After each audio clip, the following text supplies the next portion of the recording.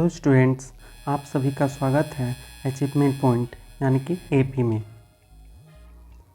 आज हम लोग डिस्कस करने जा रहे हैं about G20, G8 and G7। आप लोगों ने बहुतों बार सुना होगा G20 समिट हो रहा है, G8 ग्रुप आपस में मीटिंग कर रहे हैं, G7 ग्रुप आपस में मीटिंग कर रहे हैं। हमारे प्राइम मिनिस्टर मोदी जी किसी फॉरेन कंट्री में गए हैं G8 का मीटिंग के लिए, G7 का मीटिंग के लिए, और इससे रिलेटेड बहुत सारे क्वेश्चन आपने कंपटीशन एग्ज़ाम में भी देखा होगा। तो आइए चलिए इसको आज बहुत ही इजी तरीका में मैं आपको एक्सप्लेन करता हूँ कि आखिर ये G20, G8, G7 है क्या। क्लियर? G20, G8 और G7 इन सभी चीज़ को समझने से पहले आपको ये जानना होगा कि इस G का मतलब ग्रुप है। ग्रुप, हाँ, ठीक वैसा ही ग्रुप जैसे आप लोग अपने स्टूडेंट्स का आपस में ग्रुप बनाते हैं, स्कूल में ग्रुप बनाते हैं, कुछ स्कूल्स का आपस में ग्रुप बनता है, कुछ कॉलेज का आपस में ग्रुप बनता है, कुछ कम्युनिटी का आपस में ग्रुप बनता है। उसी तरह से कुछ कंट्री आपस में मिल के कुछ ग्रुप बनाते हैं और उसी ग्रुप को इन शॉर्ट G बोला जाता है। और उस ग्रुप में जितने मेंबर हों, अगर उस ग्रुप में 10 मेंबर हैं तो उस ग्रुप का नाम G10, अगर उस ग्रुप में 15 मेंबर हैं तो उस ग्रुप का नाम G15, अगर उस ग्रुप में 5 मेंबर हैं तो उस ग्रुप का नाम G5, उस ग्रुप में G20 का नाम है 20 मेंबर हैं, कंट्री हैं, तो उस ग्रुप का नाम G20। सो उसी तरह से इस G20 का मतलब क्या हुआ कि एक ऐसा ग्रुप जिसमें वर्ल्ड के 20 कंट्री, वर्ल्ड का 20 बड़ा बड़ा देश शामिल होता है। तो इस तरह के ग्रुप को हम लोग क्या बोलते हैं? G20। सिमिलरली G8 क्या है? एक ऐसा ग्रुप जिसमें वर्ल्ड के बड़े बड़े 8 कंट्री आपस में हो, वर्ल्ड का 8 बड़ा बड़ा देश आपस में मिलके एक ग्रुप बनाता हो तो उसे G8 बोलेंगे। और इसी तरह से G7 और G8। सबसे पहले क्या था? G7 था, 7 बड़े कंट्री का ग्रुप था, उसमें एक रसिया ऐड हो गया तो इस ग्रुप का नाम चेंज होके क्या बन गया? G8। और फिर से रसिया को बाहर कर दिया गया रिसेंटली, और फिर से ये ग्रुप 8 जो है वो G7 में कन्वर्ट हो गया। क्लियर?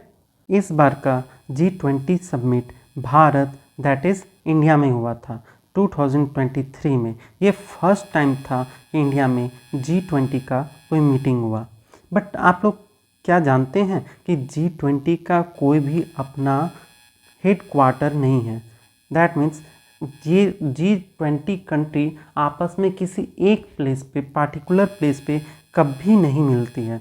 तो कहाँ मिलती है? ये G20 जो 20 कंट्री है उस कंट्री के रोटेशन में, कंट्री का रोटेशन होता है और उस कंट्री के रोटेशन के अकॉर्डिंग इसका मीटिंग होता है। जैसे कि इस बार ये रोटेशन होके इंडिया पहुंचा तो इस बार इंडिया में इसका मीटिंग हुआ। क्लियर? जैसे G20 का लास्ट मीटिंग यानी कि 17th मीटिंग जो हुआ था वो बाली में हुआ था। बाली दैट मीन्स ये इंडोनेशिया, ये इंडोनेशिया में कहाँ है?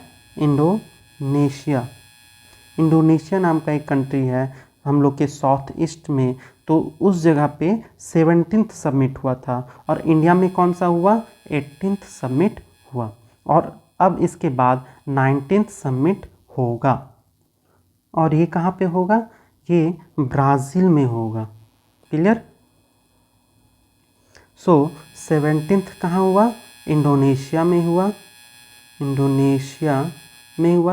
18th हम लोग का इंडिया में हुआ और 19th कहाँ होगा?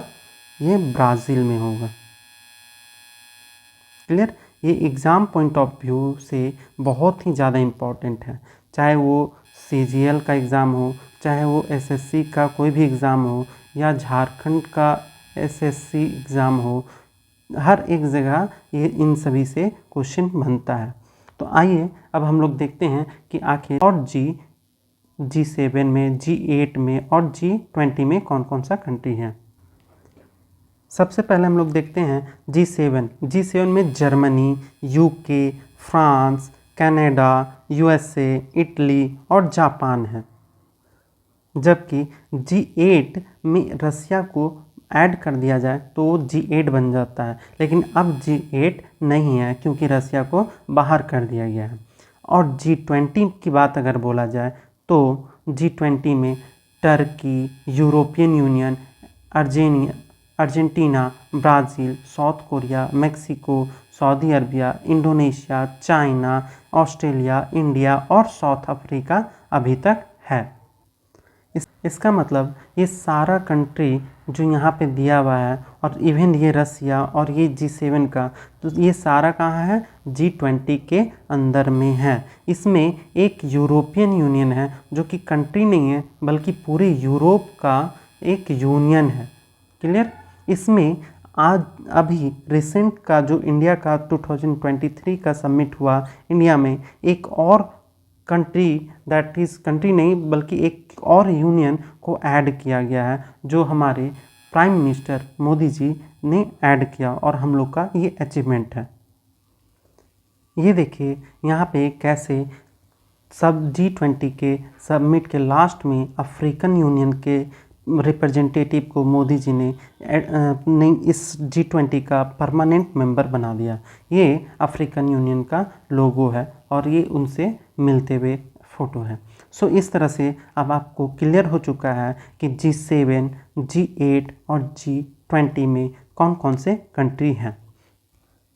सो फाइनल एक बार देख लिया जाता है कि G20 में कौन कौन से कंट्री हैं। Germany, UK, France, Canada, USA, Italy, Japan, Russia, Turkey, European Union, Argentina, Brazil, South Korea, Mexico, China, Indonesia, Saudi Arabia, Australia, India, South Africa और अब नया कौन हो गया, अफ्रीकन यूनियन। तो इसका न्यू नेम G21 होने का अभी चांस है। अभी इसको डिक्लेयर नहीं किया गया है, लेकिन मे भी इसका नाम चेंज होके G21 हो जाए या फिर इसको G20 ही रखा जाए, लेकिन मैक्सिमम चांस है इसका नया नाम G21 हो जाएगा। तो आप लोग कंफ्यूज ना होइएगा कि आने वाले समय में आपको G21 देखने के लिए मिलेगा।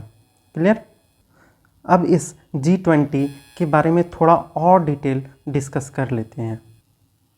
G20 के सभी कंट्री को अगर एक साथ मिला दिया जाए तो ये वर्ल्ड में जितना भी जीडीपी होगा उसका अकेला 85% जीडीपी कहाँ से होगा, G20 कंट्री के ग्रुप से होगा। वर्ल्ड का जो भी ट्रेड होता है वो ग्लोबल ट्रेड का लगभग 75% बस ये 20 कंट्री के बीच ही हो जाता है। वर्ल्ड का जितना भी पॉपुलेशन है उसका 60% पॉपुलेशन जस्ट G20 के 20 कंट्री के अंदर में ही 60% पॉपुलेशन है।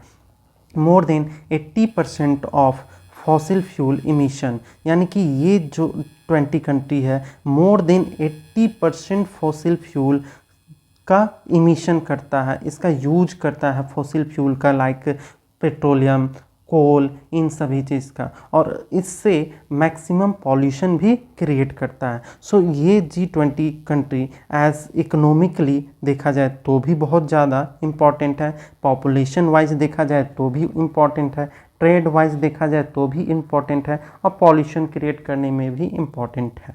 क्लियर। और इस G20 का फाउंडेशन 26 सितंबर 1999 को हुआ था।